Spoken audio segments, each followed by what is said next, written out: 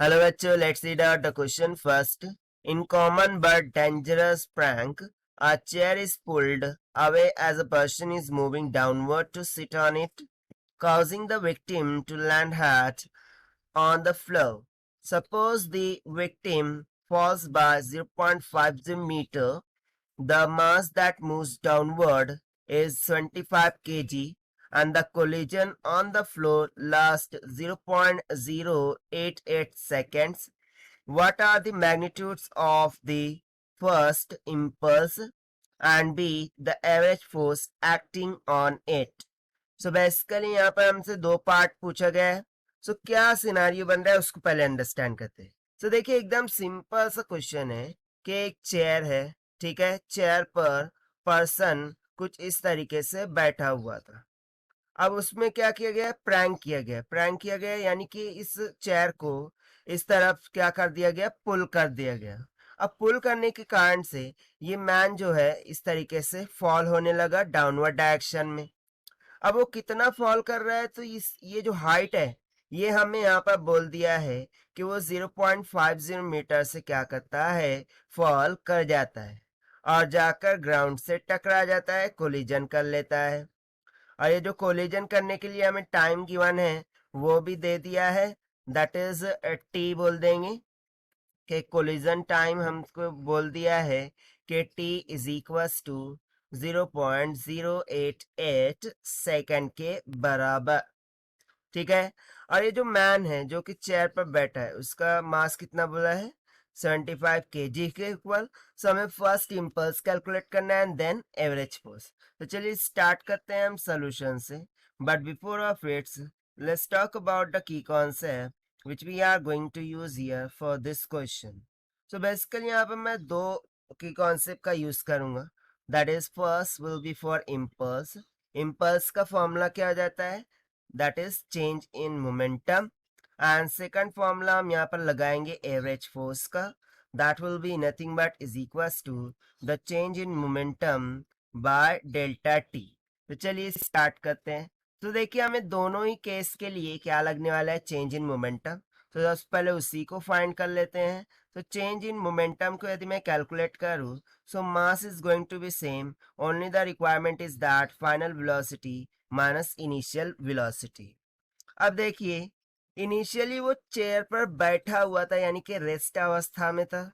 So rest में तो उसकी कोई स्पीड या वेलोसिटी होंगी नहीं, that means you will be equals to zero. But जैसे ही वो नीचे की तरफ फॉल कर रहा था, सो उस टाइम पर उसकी कुछ ना कुछ तो वेलोसिटी होंगी. सो वो हम कैसे फाइंड करेंगे. सो इसके लिए हमें काइनेमेटिक की इक्वेशन पता है, that is v square is equals to u square plus twice of a के बराबर.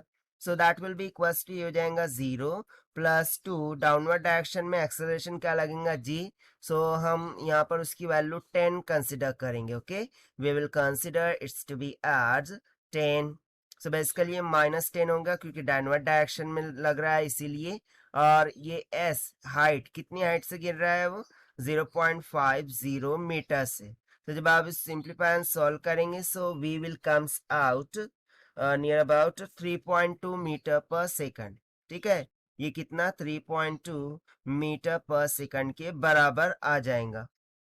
ठीक है. सो अब मैं यहाँ पर सब्स्टिट्यूट कर देता हूँ. सो मास कितना गिवन था, 75 kg मल्टीप्लाई बाय, अब यू तो ऑलरेडी 0 हो गया तो सिंपली यहाँ पर वी आ जाएगा, दैट इज 3.2 के बराबर. ठीक है. सो ये हो गया हमारा change in momentum kg meter per second में. Okay, kg meter per second में. नाउ अब हम सबसे पहला फर्स्ट पार्ट कैलकुलेट करेंगे, दैट इज ए पार्ट, जो कि हमसे पूछा गया था इम्पल्स. ठीक है. सो जो इम्पल्स लग रहा होगा that will be equals to the change in momentum. जो भी चेंज इन मोमेंटम हुआ है वही तो उसका इम्पल्स है. so यहाँ से हमने चेंज इन मोमेंटम तो कैलकुलेट करके रखा था, दैट इज 75 मल्टीप्लाई बाय 3.2. सो जब हम इसे मल्टीप्लाई करेंगे तो ये कितना आ जाएगा, ये आ जाएगा कुछ 240 न्यूटन्स सेकंड के इक्वल. ठीक है. सो इतना इम्पल्स उस पर लग रहा होगा। ना नेक्स्ट थिंग, यहाँ पर हमें क्या कैलकुलेट करना होगा, दैट इज एवरेज फोर्स।